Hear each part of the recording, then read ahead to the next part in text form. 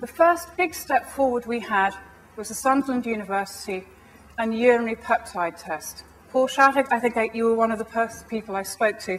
Thank you. It was a huge step forward, and it was the first sort of testing that I did. And sure enough, we were told we had to go on a gluten, casein-free diet. This scared the living daylights out of me.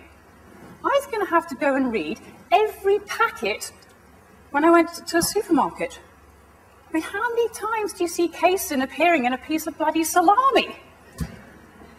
It's everywhere. And I mean, it took me 4 to 6 months to get my mind around approaching it. And now people are talking about the specific carbohydrate diet. So again, there's a whole lot of things you might need to read labels for. I was thinking, pancakes for breakfast, rice flour, they're out. So again, trust your instincts. But you know, the gluten casein-free diet was fabulous when we started it. But also we had the emotional roller coaster. Gluten turns into glutamorphine, casein turns into casomorphine. My child's a heroin addict. This is his heroin, and I'm taking it away. And there he is, sitting in the corner of the room, banging his head, banging the floor, not wanting to eat anything, because he wants his fix. Then we have to not forget the aspartame in the MSG. It's everywhere.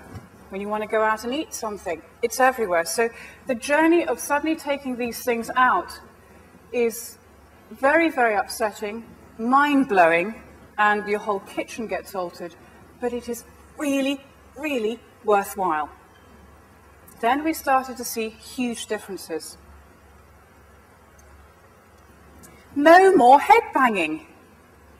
I used to go around with dark glasses because my gorgeous little boy would go, "Mummy, I love you." Bang! He'd get me just on the eye socket. And sometimes I'd go around with 2 shiners.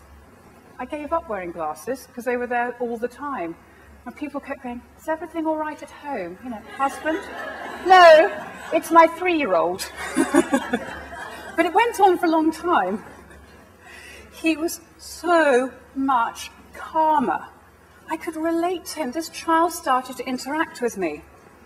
It was fabulous. You know, we then started to build a really wholesome relationship. His diet widened. Instead of having rigid 4 foods, I will not eat anything else, I tried to get him to eat vegetables. I thought, I'm really going to get this. He didn't eat for 3 days. I gave up. But when we started to bring a gluten casein-free diet in, he was prepared to try other foods and to look at things. And now he has a pretty good variety of foods that he eats, and it's not too much of a problem. The eye contact was wonderful, really, really spectacular. We had speech, you know, he could concentrate, he could focus, he could be engaging. He could breathe, and less diarrhea. Alleluia. So how do you address everything as a layperson? You know, there's a specialist for viruses, there's a specialist for infections, parasites, fungi, heavy metal toxicity, bowel issues, behavior issues. Your pocket is only so deep. Well, I was very fortunate because I just started to learn autonomic response testing at the time. And it has absolutely been my saving grace because it has taken Tom from being severely autistic at 2 to borderline at 9. It is an advanced form of muscle testing using sympathetic resonance. Simple way to describe that is if you take a washing machine in a full spin cycle, and if you sit on it, you're going to resonate in sympathy with it. So we use sympathetic resonance to test things. This sophisticated diagnostic tool enables us to quantify what is the priority and test what is the best method and what the body likes. We are all individuals. Our children are individuals. We're all special, and we have to be treated this way. Very simply, if I take some mercury, and there are 4 different types, I can resonate the energy of that to the body and say, "Do you recognize this?" And the body goes, "Not half." So I can then take 4 or 5 different types of chlorella and say to the body, do you like this? And the body goes, not really. Okay, do you like this brand? Oh, that's much better. Okay, fantastic. Okay, now if I bring the mercury in, will you cancel out that mercury with this chlorella? Yeah, but not in a great way. Okay, well, let's find another chlorella or another chelator that not only does the body really like, but we know it's going to do the job necessary. It's going to remove the mercury, and the body likes it, and it's not going to be going straight down the pan.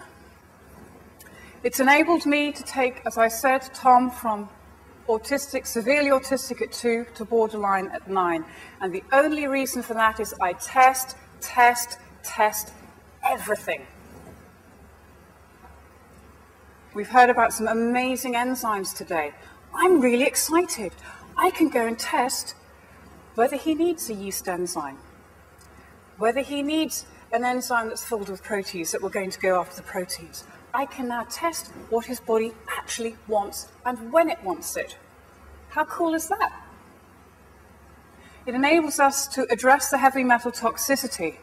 And this has been one of the biggest things that we've done, and it has been huge for us. The more of the metal that we have got out of my child, the more of him has been revealed to us. And that's really exciting.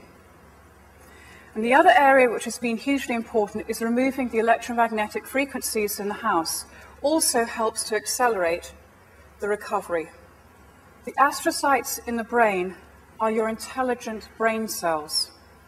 And they're the first things that are going to start to get damaged in our children. Repairing the astrocytes has been one of the most important things we have done, and I implore you to do some looking at this. They are responsible for creating the blood-brain barrier. Past the blood-brain barrier, the brain has a very poor immune system, and the astrocytes and the microglia are the only cellular defense the central nervous system has against invading microbes. And yet it is the first group of cells to be paralyzed by methyl and ethyl mercury. Now, I want to explain a little bit more about this. Your blood-brain barrier doesn't get formed until a child is 18 months old. So whatever is in mummy's gut and whatever is in her system is going to get passed over the placenta and go straight into the child's body. If you have a lot of electromagnetic frequencies in the house, this accelerates things hugely. And a lot of the information that I'm going to present next is courtesy of Dr. Dietrich Klinghardt, so I have to give him a huge thank you. But they did an experiment, and they took petri dishes of bacteria, and they put them in a laboratory with a Faraday cage over it, so the electromagnetic frequencies could not get to it. And there were fluorescent lights, I think, in the room. There was a mobile phone sitting somewhere. There's a computer. There's a mobile phone mast somewhere else. So all of this stuff is in the room, but these petri dishes are being protected. And they measured the rate of growth from these organisms over a period of days. And then they took the lid off and just decided to look at how these things would grow with all of the interaction of the electromagnetic frequencies. Well, wake up, everybody. It accelerated 600%. Before we had electromagnetic frequencies in the world, we lived very nicely in harmony with yeasts and bacteria and molds and all these sorts of things. But the minute you bring in electromagnetic frequencies, if these things can get into the brain and they have electromagnetic frequencies around, you accelerate their growth 600%. We can no longer live in harmony with these things. And the area it attacks is the astrocytes, your intelligent blood cells, brain cells. A walkie-talkie phone that we all have in the house is equivalent to a 737 jumbo jet hovering over your house 24/7. So I implore you to think about putting your children into Faraday cages at night when they sleep. That is the time they need to heal. So give them the protection so they can.